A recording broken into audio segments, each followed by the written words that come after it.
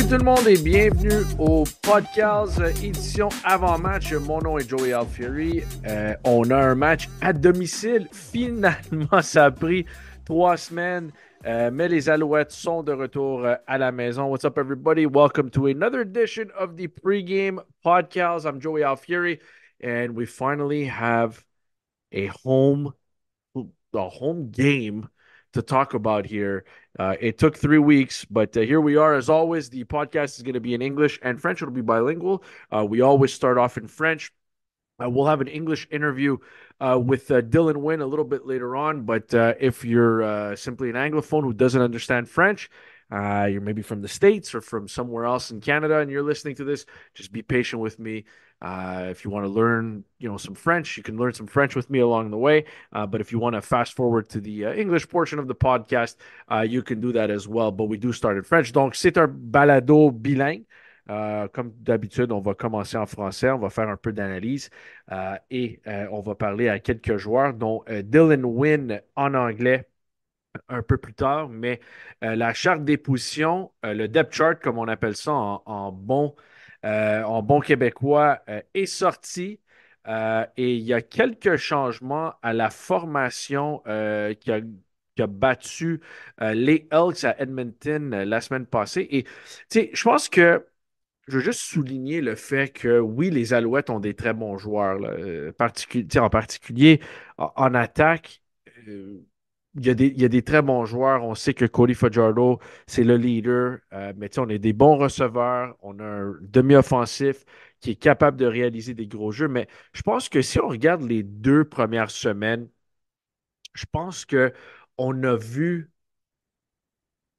ce que l'attaque des Alouettes va être. Ça ne sera jamais le même joueur, à part Cody, évidemment, mais ça ne sera jamais le même joueur qui va exploser de match en match. Ça va vraiment être des cas différents. Donc, si on regarde le premier match, c'était Tyson Philpott, 10 attrapés, 141 verges. Si on regarde la semaine 2, c'était Keon Julian Grant a quand même bien débuté le match. Il avait 3 attrapés pour comme 63 verges sur la première séquence à l'attaque, dont il a capté une bombe de Cody Fajardo en plein milieu de terrain. Mais vraiment, c'était lui et c'était Walter Fletcher qui a connu un gros match aussi. Donc, on a vu, là, c'était 2 autres qui ont performé à un haut niveau. Donc, soyez pas surpris si de semaine en semaine, ça va être quelqu'un de différent qui va élever son jeu d'un cran ou deux, pour faire des gros jeux en attaque en particulier. En défensive, on le sait, là, on connaît les gros noms, mais c'est vraiment l'unité qui joue bien. Mais en attaque, c'est plus, je ne veux pas dire que c'est plus individuel, mais c'est plus, c'est une opportunité il y a un gars qui attrape le ballon. En défensive, tu peux avoir plusieurs gars qui réalisent un sac du corps, comme on a vu à Winnipeg avec Mustafa Johnson et Sean Lemon, où il y a un gars qui réussit une interception, mais c'est vraiment plus, en défensive, c'est plus un jeu d'équipe, je trouve. Et en attaque, c'est sûr que tu as des individus qui performent encore une fois à un haut niveau, mais je pense qu'en attaque, ça va être ça. C'est vraiment une équipe qui est bien balancée en attaque. Donc, ça ne sera jamais la même personne. Donc, cette semaine, ça pourrait être, je ne sais pas, Charleston Rambo et Cole Speaker ou Sean Thomas Erlington ou Jeshurun Antwi. Ça peut être n'importe qui. Peut-être que c'est Philpott encore, mais je pense que si on regarde l'attaque les 2 premières semaines, je pense que ça s'enligne pour ça. Donc, c'est quand même intéressant parce que quand tu affrontes l'équipe adverse, ben, OK, tu veux éliminer Philpott, tu veux t'assurer que Philpott ne réussit pas des gros jeux. OK, mais tu as Rambo qui peut faire des gros jeux. Tu as Speaker, tu as Julian Grant, tu as Reggie White. D'ailleurs, on va en parler de Reggie White, mais il y a plusieurs joueurs qui peuvent te faire mal en attaque. Et il faut souligner aussi le travail de la ligne à l'attaque. Euh, la semaine passée, ils ont été élus l'unité de la semaine pour les lignes à l'attaque dans la Ligue canadienne de football à travers les stats avancées de Pro Football Focus.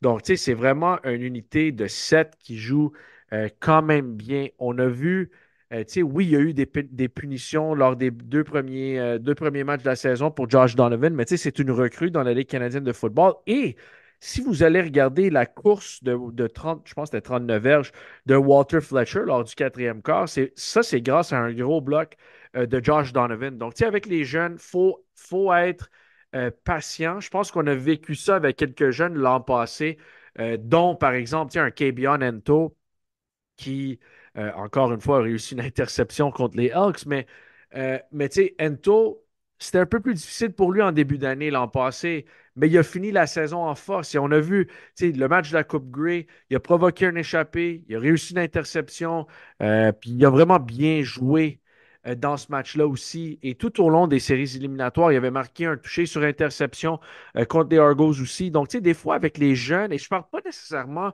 de joueurs jeunes en termes d'âge, moi, je parle de jeunes en termes d'expérience en tant que partant dans la Ligue canadienne de football, parce que même pour les Américains, tu sais, Josh Donovan, euh, à l'université, il a joué à Arizona. C'est quand même un gros programme de football, mais ici, les angles sont un peu différentes. Il y a une verge entre la ligne à l'attaque et la ligne défensive. Donc, c'est toutes des choses qu'il faut apprendre. Tu sais, dans le cas d'Ento, il était avec les Packers pendant 3 saisons. Donc, tu sais, c'est quelqu'un qui avait beaucoup d'expérience. Il n'a pas joué beaucoup de matchs, mais tu sais, il était assez talentueux pour rester sur une équipe pendant plusieurs saisons. Donc, tu sais, c'est clair qu'il y a un talent, mais des fois, on a juste besoin d'un peu d'expérience sur le terrain pour devenir bon, pas de devenir un bon joueur, mais de s'améliorer. Donc, mais pour la ligne à l'attaque, l'ensemble de la ligne à l'attaque, je trouve que c'est une gang qui joue quand même assez bien.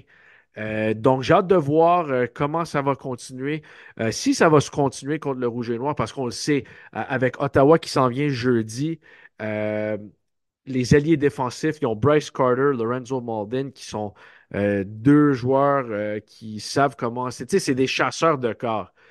Donc, ça va être important de bien bloquer ces joueurs-là. Donc, on va voir, évidemment, c'est jeudi soir, dévoilement de la bannière championnat, en fait, des Alouettes. C'est le huitième championnat de l'histoire de la concession.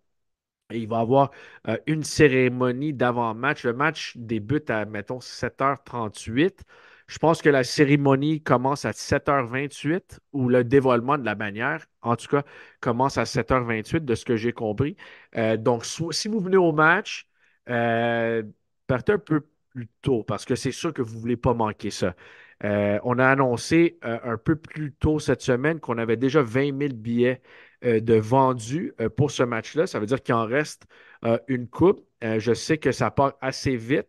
Si vous ne venez pas au match, faites quoi? Il faudrait venir encourager les Alouettes de Montréal. Tu sais, c'est une gang qui donne beaucoup d'efforts. Puis je dis à chaque semaine, mais c'est une gang de joueurs qui travaillent fort de semaine en semaine.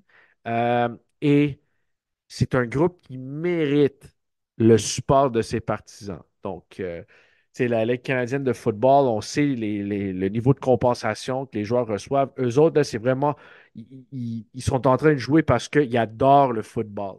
Oui, ça leur aide à gagner une vie, ils font des très bons salaires, mais quand même, de jouer 18 matchs dans une saison. Et des fois, on a des semaines courtes comme cette semaine où on a joué vendredi à Edmonton, puis là, il faut revenir à Montréal.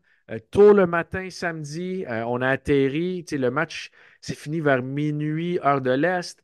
On est rentré à Montréal vers 6h30, 7h moins quart le samedi matin. Donc, 2 jours de pratique cette semaine.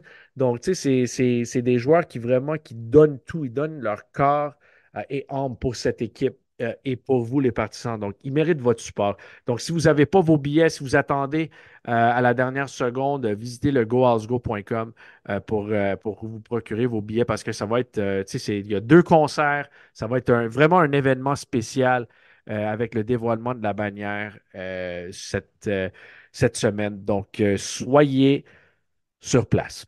Euh, c'est ça. Donc, d'autres changements à la formation, il y en a une coupe. Les Alouettes ont embauché 2 joueurs cette semaine.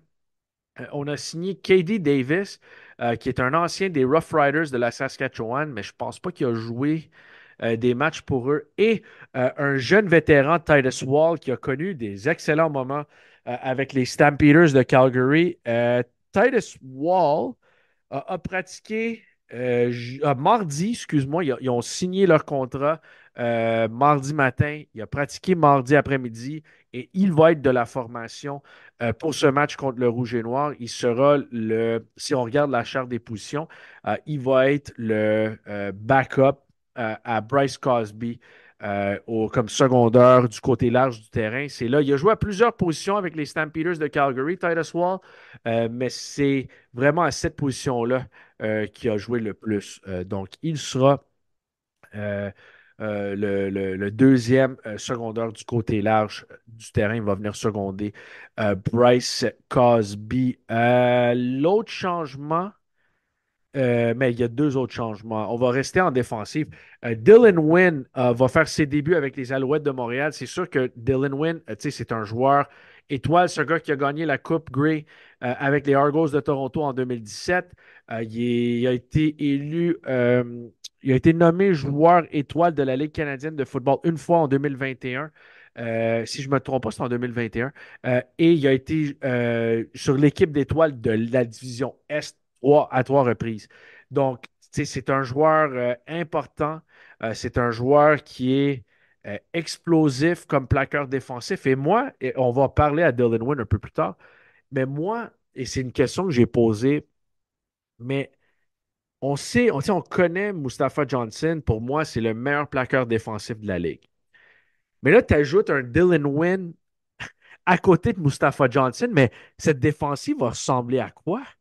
Tu sais, c'est deux gars qui viennent maganer l'intérieur de la ligne à l'attaque adverse. Donc, tu sais, Mustafa Johnson, on l'a vu sur le troisième essai et une verge et demie la semaine passée contre Edmonton. Il est venu exploser le jeu, là. Il a absolument détruit Dakota Prukop, le corps adverse. Et là, tu ajoutes Dylan Wynn à côté de lui, mais écoute, c'est incroyable. Tu sais, moi, j'essaie de réfléchir à ça. Et Derek Wiggin a très bien joué, mais quand tu as Wynn et quand tu as Johnson en place, ça n'a pas de bon sens. Ça devrait être très intéressant, mais Dylan Wynn va être partant pour ce match-là. Euh, Lui, il a une petite blessure au bas du corps lors du camp d'entraînement. C'était que dans les exercices de un contre un, c'est joueur de ligne à l'attaque contre joueur de ligne défensif. Je ne m'en souviens pas c'était qui le joueur de ligne à l'attaque, mais c'était vraiment juste une blessure où ils se sont cognés face à face.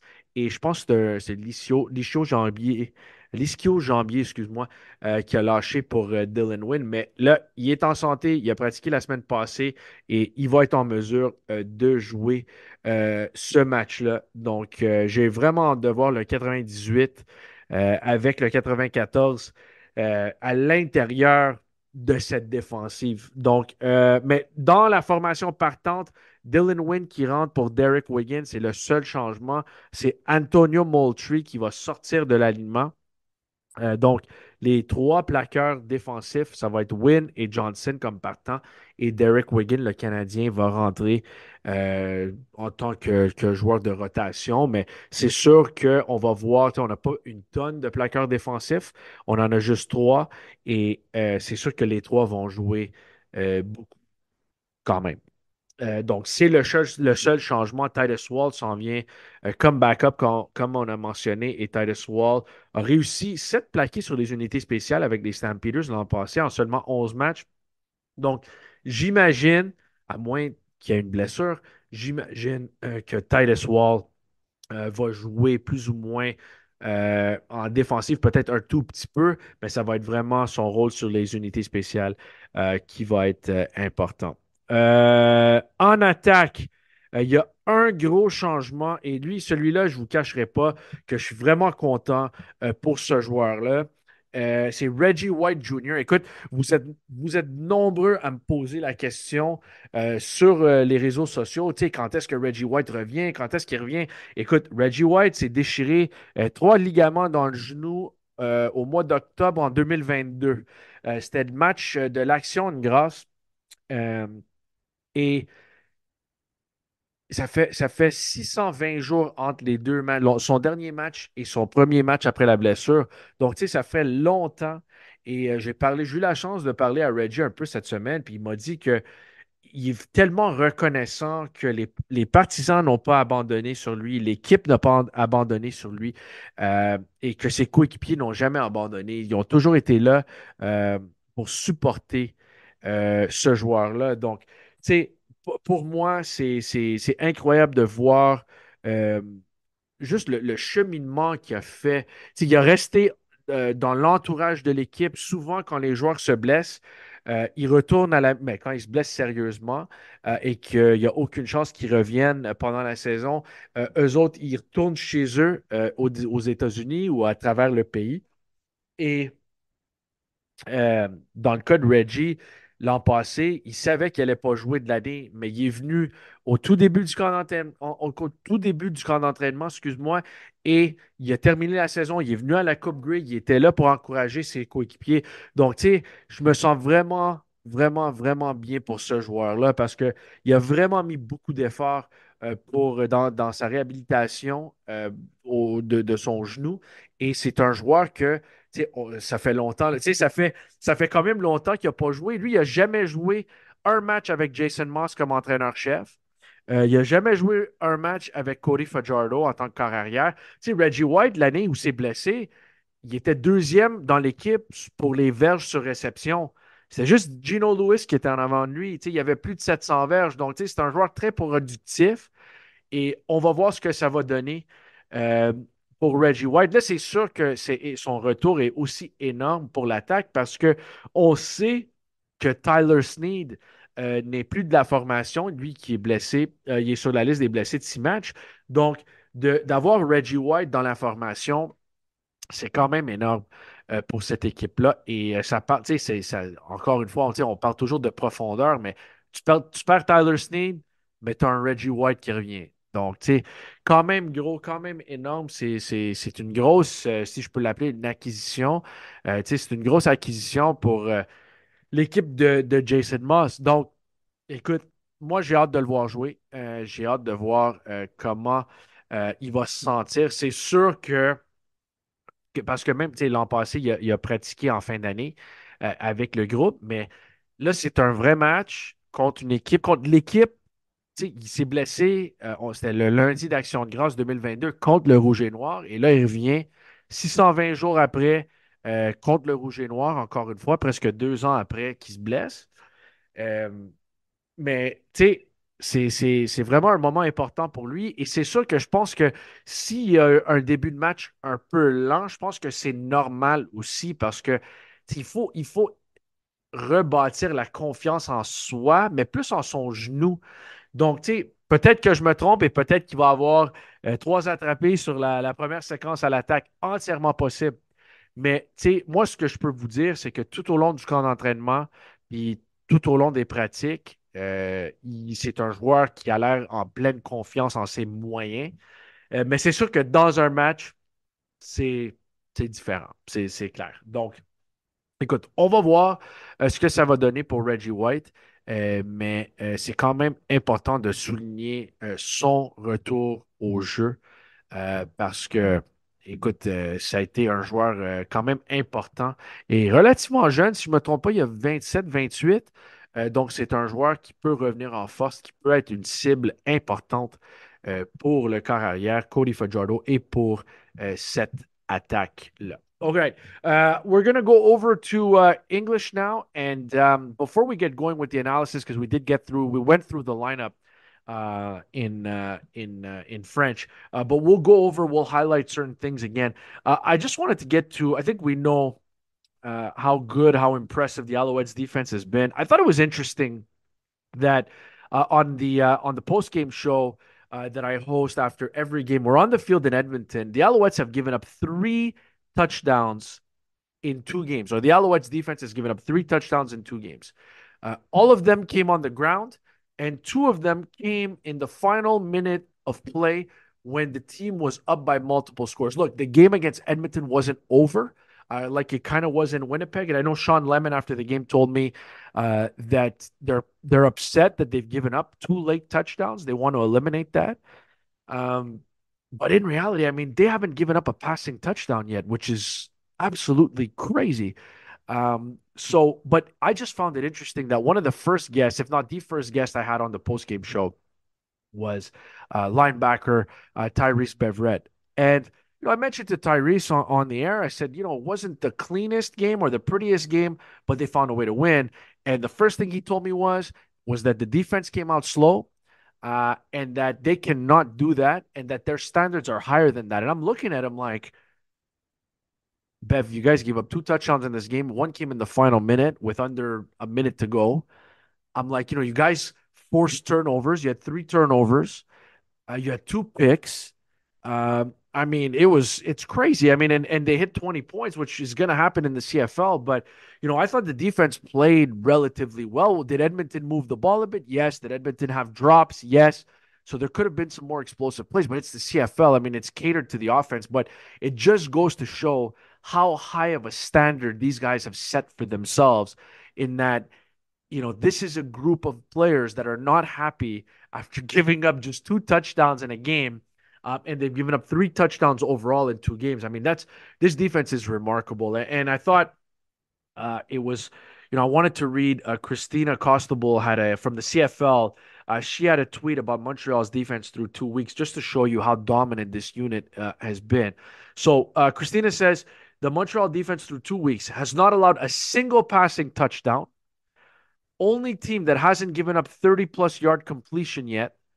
They're first in interceptions with 3. They have 5. They're +5 in the turnover ratio, which is also first in the league. And they're allowing a league low 16 points per game, and they're tied for second in the league in quarterback sacks with 5. I mean, those are numbers. And I know it's early on in the season. It's just 2 weeks. And there's going to be some downs. I know, like, it's an 18-game season. I've seen this before. No matter who it is, the most dominant of defenses, the most explosive of offenses, everybody has a bad game. There's no hiding that. But let me just tell you that the level at which they're playing the level at which they're playing at right now is something else.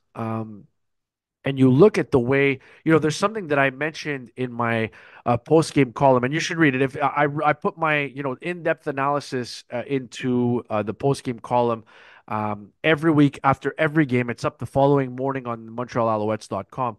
One thing that nobody's talking about, and I know he had an interception in the game, and that's what everyone's going to focus on, but last week, Nafees Lyon went up against Geno Lewis more often than not.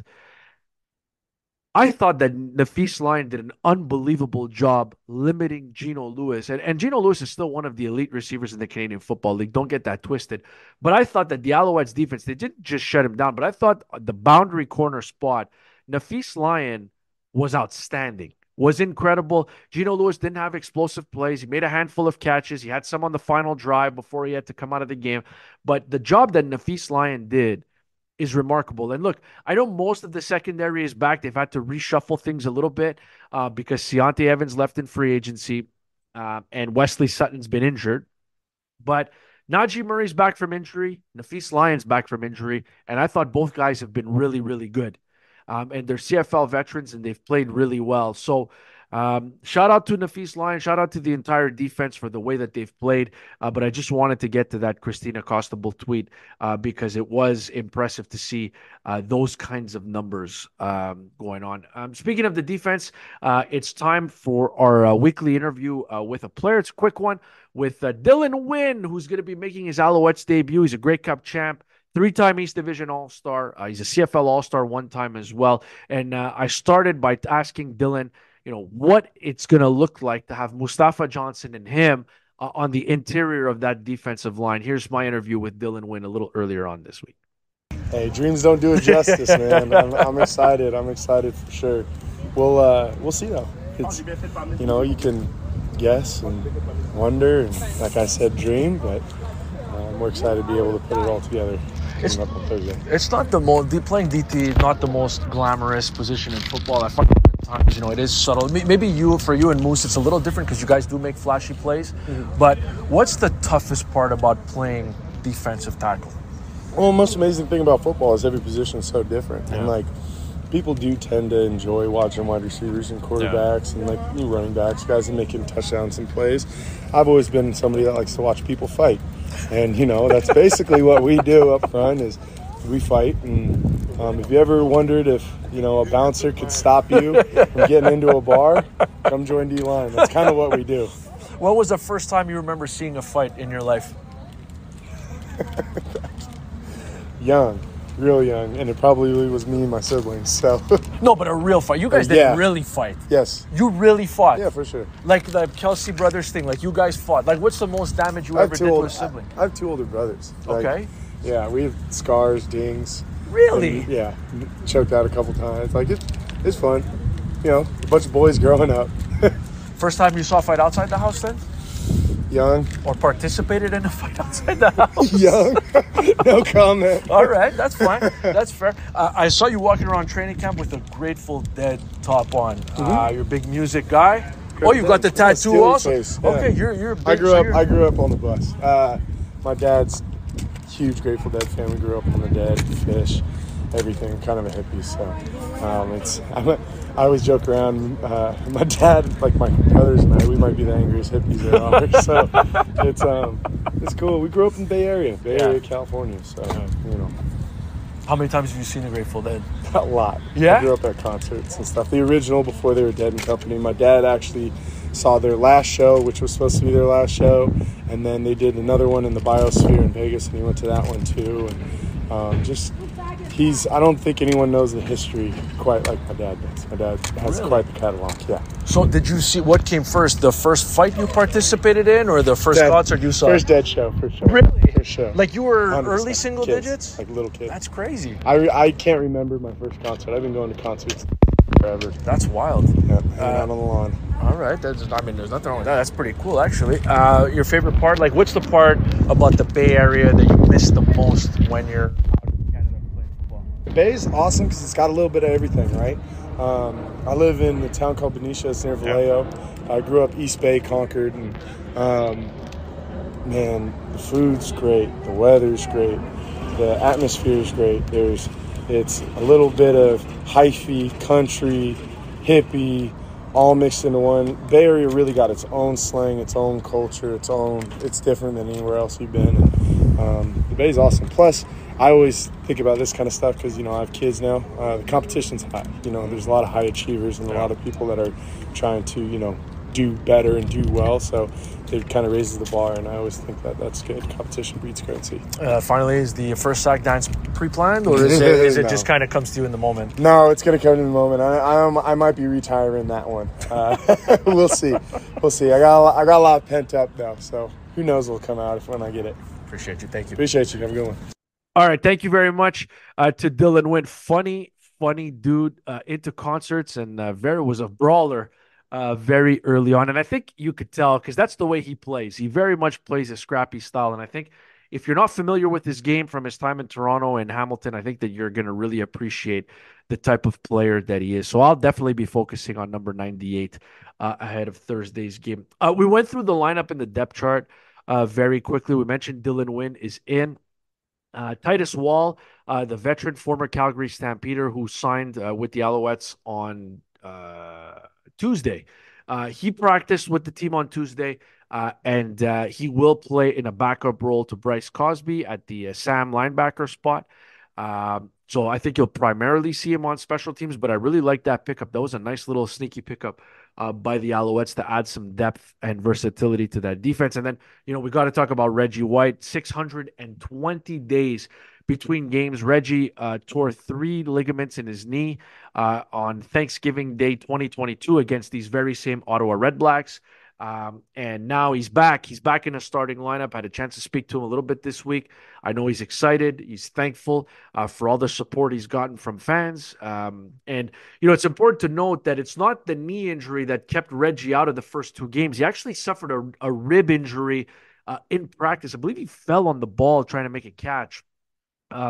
And that's why he started the season on the 6-game injured list. He healed a little quicker than anticipated. They pulled him off. He practiced 1 day last week, practiced all week this week. And so you'll see Reggie White. I think it'll be an emotional Reggie White that you'll see on the field there. But a guy who, remember, at the time when he went down, he was second in receiving yards on the team behind Geno Lewis. He had over 700 yards receiving.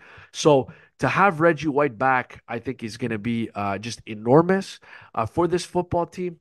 And again, with Tyler Snead out for the foreseeable future, he's on the 6-game injured list. Having Reggie White back in there, a veteran presence, a big body, possession receiver who can catch the ball, I think it'll be huge. It's weird to me because he was around all last season that, he hasn't played with Cody Fajardo, hasn't been coached by Jason Moss officially.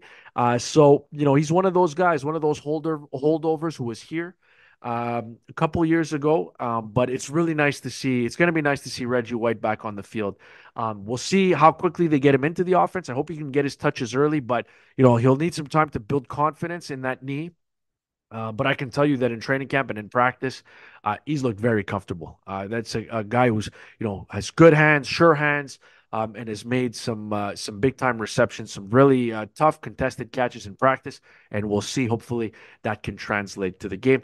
That's all the time we have for this week, everybody. Thank you for joining us. We really appreciate it. We're back before every game. You can catch the pregame show all the time, and we appreciate you signing up, subscribing, rating, reviewing the podcast wherever you get your podcast, whether that's Google Play, Spotify, Apple Podcast, whatever it is.